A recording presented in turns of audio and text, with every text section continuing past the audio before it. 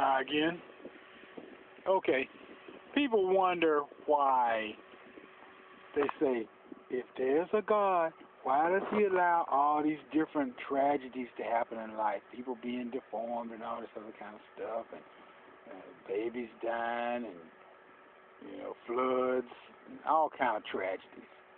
Okay, first of all, God, our creator of it all, of everything, the creator of everything, okay?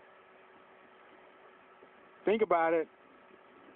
Creator of everything. Matter is neither created or destroyed according to science, right? But God created everything. Science, everything. Time, okay? People. God doesn't make mistakes. He makes examples. That's the answer to that. He creates life. He can destroy life. But he can bring that life back anew.